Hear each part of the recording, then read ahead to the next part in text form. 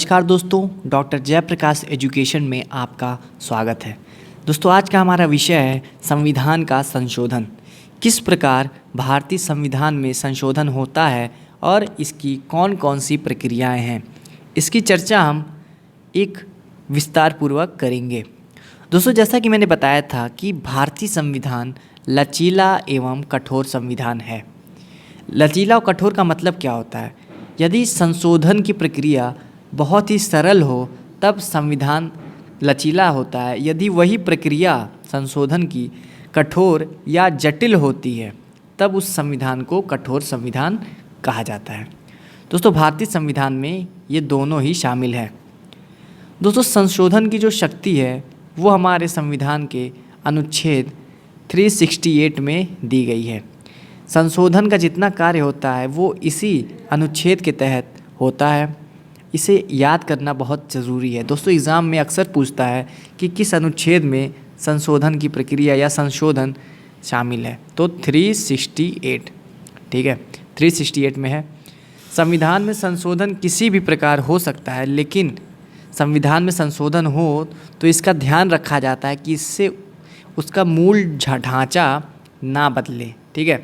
संविधान का मूल ढांचे से संबंधित कोई भी संशोधन संविधान में नहीं किया जा सकता है। संशोधन का जो प्रक्रिया है या संशोधन जो है ये हमने कहाँ से सीखा? ये हमने दक्षिण अफ्रीका से लिया है। दक्षिण अफ्रीका में पहले होता था संशोधन, मतलब शुरुआत दक्षिण अफ्रीका में हुई, लेकिन उसी का देखा जैसा कि हम जानते हैं कि हमारे जो भारतीय संविधान है ये उधार का थैला है। कुछ चीज़ें हमने ब्रिटेन से ली, कुछ जर्मनी से, कुछ फ्रांस से। उसी प्रकार जो संशोधन वाला सिस्टम है भैया, ये हमने दक्षिण अफ्रीका से लिया है। अब इसकी प्रक्रिया क्या है, संशोधन में कैसे क्या होता है? तो देखिए, जो संशोधन है, संशोधन करने के लिए यदि कोई विधेयक पेश करना है तो वो संसद के किसी सदन यानी लोकसभा या राज्यसभा, ये किसी में भी पेश किया जा सकता है, ठीक है, चाहे लोकसभा में पेश हो चाहे राज्यसभा में, लेकिन विधानमंडल में इसे पेश नहीं किया जाता है। देखिए, संशोधन करना एक बहुत बड़ा अधिकार है जो विधानमंडल को नहीं दिया गया है। यह अधिकार सिर्फ संसद के दोनों सदनों को ही प्रदान किया गया है, लोकसभा और राज्यसभा को, विधानमंडल को नहीं दिया गया है।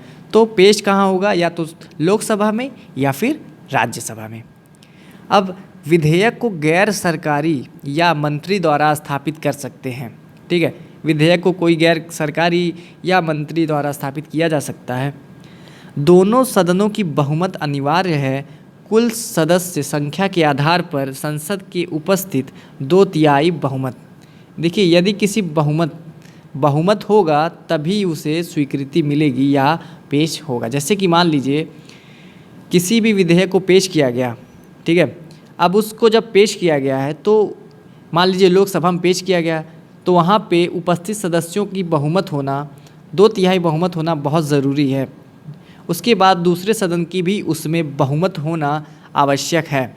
जब दोनों सदनों का बहुमत मिलेगा, 2/3 बहुमत होना चाहिए, ठीक है, 2/3 बहुमत होना चाहिए, फिर जाकर उस संविधान को संशोधन किया जा सकता है जिसके लिए हम विधेयक पेश किए हैं। दोस्तों, ये जो विधेयक होता है वो प्रत्येक सदन में अलग अलग पारित करना अनिवार्य है। ऐसा नहीं है कि लोकसभा में पारित हो गया तो वो राज्यसभा में अपने आप पारित हो जाएगा, ऐसा कुछ नहीं है। इसे पहले लोकसभा में पारित होगा, फिर उसके बाद राज्यसभा में पारित होगा, और दोनों ही अलग अलग होगा, एक नहीं, ठीक। यदि विधेयक संघीय व्यवस्था के संशोधन के मुद्दे पर है, संघीय मतलब केंद्र, तो आधे से अधिक राज्यों की विधानमंडल द्वारा बहुमत ज़रूरी है। यदि संघीय व्यवस्था मतलब क्या होता है कि यदि केंद्र पर आधारित कोई विधेयक है, ठीक है, केंद्र पर आधारित कोई विधेयक है, तब इस मुद्दे पर जो संघीय व्यवस्था पर है, इसमें आधे से अधिक राज्यों का बहुमत होना बहुत ज़रूरी है, ठीक है। आधे से अधिक राज्यों का बहुमत होगा तभी जो भी मैटर होगा संघीय व्यवस्था से उसमें संशोधन किया जा सकता है। अब इक्का दुक्का राज्य अगर इसमें समर्थन नहीं देते हैं तो भी कोई फ़र्क नहीं पड़ता है, ठीक है, लेकिन आधे से अधिक राज्य बहुमत ज़रूरी है। दोस्तों फिर राष्ट्रपति के पास जाएगा। जब दोनों सदनों की इसमें सहमति हो जाती है, बहुमत मिल जाता है, फिर जाके ये विधेयक हमारे राष्ट्रपति महोदय के पास जाता है। जब उनके पास जाता है तो ये इस पर मुहर लगाने का काम करते हैं। ऐसा नहीं कि राष्ट्रपति विधेयक को पीछे भेज देंगे कि फिर से विचार करो या इसको सही करो, मैं इसे स्वीकार नहीं करूँगा। राष्ट्रपति ऐसा कुछ नहीं कर सकते हैं, वो उस पर हस्ताक्षर करने के बाध्य हो जाते हैं, ठीक है। उस पर साइन राष्ट्रपति को करना ही होगा। जब राष्ट्रपति का मुहर लग गया तब वो जो विधेयक है वो अधिनियम बन जाएगा, ठीक है। राष्ट्रपति के साइन के बाद वो विधेयक अधिनियम का रूप ले लेगा। उसके बाद दोस्तों अब हम बात करेंगे कि संशोधन कितने प्रकार का होता है। संशोधन 3 प्रकार का होता है। पहला जो होता है वो संसद के साधारण बहुमत से किया जा सकता है। दूसरा जो होता है वो बहुमत विशेष बहुमत द्वारा संशोधन होता है। और तीसरा विशेष बहुमत भी हो, साथ ही साथ आधे से अधिक राज्यों की सहमति भी होनी चाहिए। तो संशोधन कितने प्रकार का? 3 प्रकार का। कौन कौन से? साधारण बहुमत से, विशेष बहुमत से, विशेष बहुमत और आधे से अधिक राज्यों की सहमति। अब किस किस मैटर में संशोधन कौन कौन सा होगा इसकी चर्चा हम नीचे करते हैं। दोस्तों साधारण बहुमत से क्या होता है? जब दोनों सदनों की साधारण बहुमत से संशोधन करना होता है, ये जो होता है ये 368 की सीमा से बाहर होता है। किन किन मैटर में, किस किस मामले में साधारण बहुमत द्वारा संशोधन होता है? यदि कोई नया राज्य बन रहा हो या नया राज्य का निर्माण हो रहा हो या किसी राज्य की सीमा का नाम बदलना हो, राज्य विधान परिषद का निर्माण करना हो, राष्ट्रपति, राज्यपाल, लोकसभा के अध्यक्ष, ये सभी के अगर भत्ते या विशेषाधिकार पर कोई संशोधन करना हो, या संसद के सदस्यों का वेतन भत्ता, नागरिकता या केंद्र शासित प्रदेश, इन सभी मैटर में, इन सभी मामलों में यदि कोई संशोधन करना है तो ये संसद के साधारण बहुमत द्वारा इसमें संशोधन किया जाएगा, इतने मैटर में, ठीक है। ये 368 की सीमा से बाहर आता है। अब बात करते हैं विशेष बहुमत से। किस किस मामले में विशेष बहुमत का होना ज़रूरी है?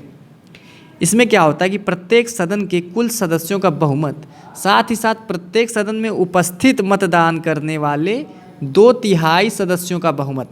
वहाँ पे तो दोनों सदनों का साधारण बहुमत था पहले वाले में, लेकिन विशेष में क्या होता है कि उपस्थित साथ ही साथ मतदान करने वाले 2/3 सदस्यों का बहुमत होना बहुत ज़रूरी है। और किस किस मामले में होगा? जैसे राज्य के नीति निर्देशक तत्व है या मूल अधिकार, ये दोनों से संबंधित यदि कोई मैटर है या कानून में किसी प्रकार का सुधार करना हो तो ये विशेष बहुमत द्वारा किया जाएगा। अब दोस्तों बात करते हैं कि विशेष बहुमत और साथ ही साथ आधे से अधिक राज्य की सहमति कहाँ ज़रूरी है? यदि राष्ट्रपति के निर्वाचन की प्रक्रिया या उससे संबंधित कोई मामला है, उच्चतम न्यायालय, उच्च न्यायालय से संबंधित कुछ है, केंद्र और राज्य में विधायी शक्ति का विभाजन, 7वीं अनुसूची से संबंधित विषय कोई है, या संविधान में संशोधन करने की शक्ति स्वयं, ठीक है। देखिए आधे से अधिक राज्यों की सहमति कहाँ होगी? यदि संविधान में संशोधन करने की शक्ति में कोई हमें बदलाव करना है, या फिर राष्ट्रपति के निर्वाचन, उच्च न्यायालय या 7वीं अनुसूची, केंद्र और राज्य की विधायी शक्ति में, इन सभी में या इन सभी मैटर में यदि कोई बदलाव करना है तो इसमें आधे से अधिक राज्यों की सहमति बहुत ज़रूरी है। बिना इनकी सहमति के कोई भी विधेयक अधिनियम का रूप नहीं लेगा, ठीक है। तो ये बहुत इम्पॉर्टेंट है कि विशेष बहुमत के साथ साथ आधे से अधिक राज्यों की सहमति का होना ये पांचों मैटर में बहुत ज़रूरी होता है, ठीक है। इसमें देखिए संविधान का संशोधन करने की शक्ति, जो 368 में संशोधन की शक्ति दी गई है संविधान में, ये विशेष साथ ही साथ आधे से अधिक राज्यों की बहुमत, ये सभी इसी में ही शामिल है, ठीक है। विशेष बहुमत के साथ साथ आधे से अधिक राज्यों की सहमति इसी में शामिल की गई है। तो दोस्तों इस प्रकार की और भी अच्छी अच्छी वीडियो देखने के लिए चैनल को हमारे सब्सक्राइब कर दें, लाइक कर दें और बेल आइकॉन दबाना ना भूलें। हम अपनी अपडेट्स आप तक पहुंचाते रहेंगे।